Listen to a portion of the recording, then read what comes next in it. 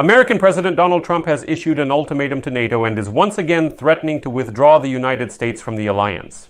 At the same time, the president of the Czech Republic publicly called Donald Trump a weakling and stated that he remains indecisive towards Russia.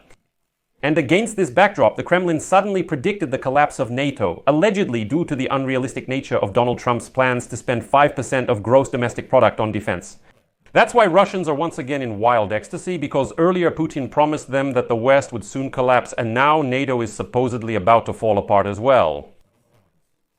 Meanwhile, the Kremlin has again presented new demands for negotiations to end the war against Ukraine. And now Russia wants the West to stop training Ukrainian soldiers, and that's not all. This once again indicates that Russia is not going to conduct proper negotiations and will always look for more and more excuses. Meanwhile, Donald Trump assured all members of NATO at the summit that it is still possible to reach an agreement with Putin. I'm Alexei Pechi. It's June 30th. Let's review everything step by step. But before we begin, I ask you to subscribe to this channel, give it a like, leave any comment, and be sure to subscribe to my Telegram channel, Pechi News. The link to it is in the description of this video. There we post breaking news as soon as it comes in.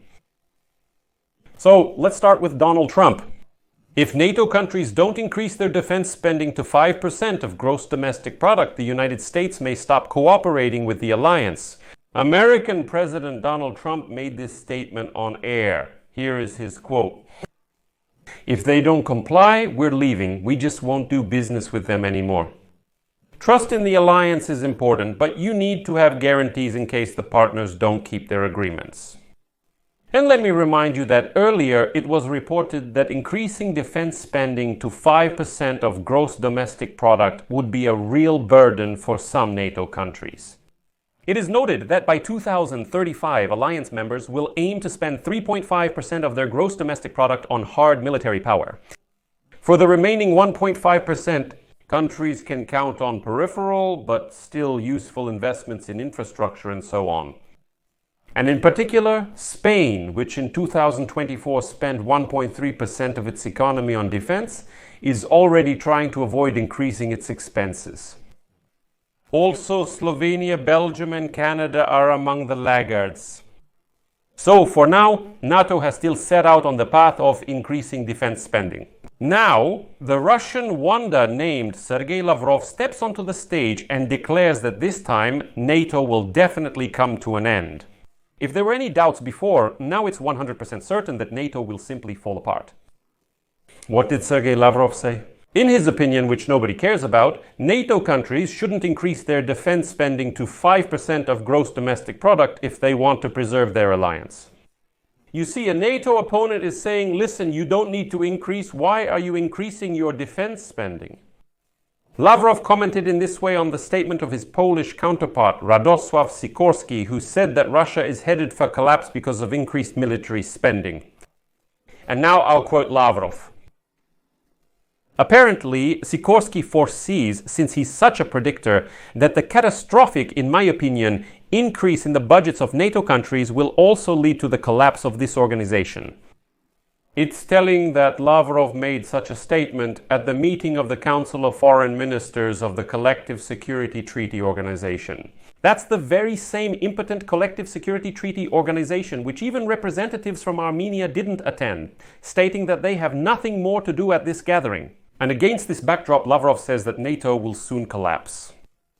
And here comes a paradoxical situation. Lavrov reminds us that the president of Russia, Vladimir Putin, announced a reduction in military spending, the share of which in the budget has already reached record levels since the Soviet Union. Current treasury spending on defense items amounts to 13.5 trillion rubles or 6.3% of gross domestic product, which is significantly more than 5%. Lavrov praised Putin for, quote, being guided by common sense rather than imaginary and fabricated threats. Wait, what about imaginary ones? Wait, I didn't quite get this part. How is Lavrov saying that Putin, it turns out, is not guided by imaginary and fabricated threats? Because it was precisely the mythical threat to Russia from NATO that became one of the reasons for Russia starting the war against Ukraine. In 2014 and its intensification in 2022, So, does that mean Putin is just all talk and even Lavrov admits it, or what? But of course, Russian society is already celebrating and saying that Putin did a great job. And now the West really will collapse soon, especially since NATO is also falling apart. But notably, even Lavrov, sensing fear, demanded the dissolution of the North Atlantic Alliance. He explained this by saying that the organization lost its purpose after the Soviet Union ceased to exist. But let's get back to Donald Trump. Today, Czech President Petr Pavel essentially called Trump a coward. According to him, at a closed NATO dinner last week, European leaders pressured United States President Donald Trump to take a tougher stance on Russia, but he remained indecisive. Quote from the President of the Czech Republic, "We spoke to him very consistently and together, convincing him that it was time to significantly increase economic pressure on Russia. The goal was not to cause an economic collapse in Russia. After all, it's not in their interest, but to make Russia realize that there is simply no alternative to negotiations." But Trump remains restrained for now. He realizes that this is a very effective tool, but he hasn't acted yet.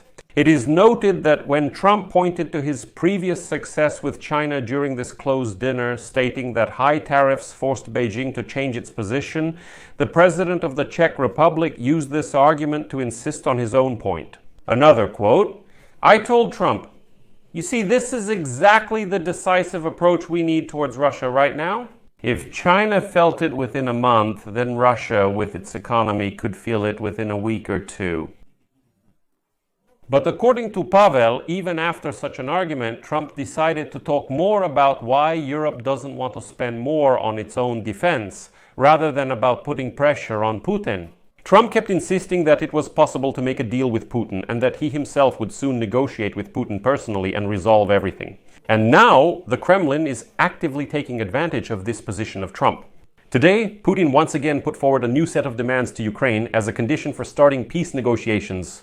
These only prove that Putin is just looking for new excuses for why he is not ready to engage in real negotiations. So, Moscow intends to demand that Kyiv stop training Ukrainian armed forces soldiers in the West in order to end the war. This was stated by the Russian Foreign Ministry's special envoy Rodion Miroshnik. Here is his quote.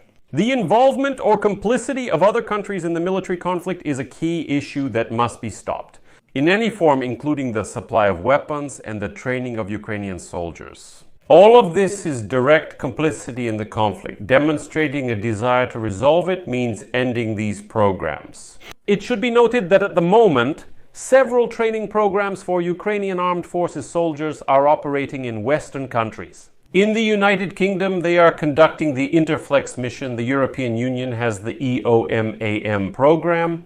The United States is participating in training on its bases in Germany, where Ukrainian soldiers are learning NATO standards for conducting combat operations. And in total, more than 200,000 Ukrainian soldiers have undergone training in the West. And now the Kremlin is already screaming that all of this is hostile actions by the West against Russia. And that's why this is the reason the war continues. They've come up with a new excuse. The training of Ukrainian soldiers in the West is allegedly the reason why the war isn't stopping. And here, let me remind you that earlier, Deputy Foreign Minister of the Russian Federation, Alexander Grushko, stated that as part of a peaceful settlement of the conflict, Russia would demand that Ukraine get rid of the weapons already supplied by the West. According to him, it poses a security threat not only to Russia, but also to Western countries. Russia also demands that Kyiv set a maximum limit on the number of armed forces personnel, weapons, and military equipment, to disband the so-called nationalist formations within the Army and National Guard, to recognize the annexation of Crimea, Luhansk, Donetsk, Zaporizhzhia, and Kherson regions by Moscow, and to withdraw troops from their territory. In addition, Moscow demands that Kyiv refuse to join military alliances and coalitions, as well as impose a ban on the deployment of foreign troops, military bases, and infrastructure in the country. In addition, Ukraine is supposedly required to confirm its status as a non-nuclear state, establishing a ban on the acceptance, transit, and deployment of nuclear weapons. Well, so the fact that the Kremlin has moved something to Belarus doesn't count. Separately, Moscow is demanding that Kyiv ensure the full rights, freedoms, and interests of the Russian and Russian-speaking population, grant Russian the status of an official language, and lift all existing sanctions on Russia. Why? Aren't they actually beneficial? The president of Ukraine, Volodymyr Zelensky, called all these conditions an ultimatum that no one will take seriously. Meanwhile, Donald Trump continues to put pressure on the North Atlantic Alliance. I'll leave it at that. Share your opinions and conclusions in the comments below this episode. Subscribe to the channel, hit the bell, and don't forget to like. If you want to support the work of this channel, you can do so with any donation using the links and details in the description of this video or by using the QR code on your screen. That's all for now. Take care, everyone.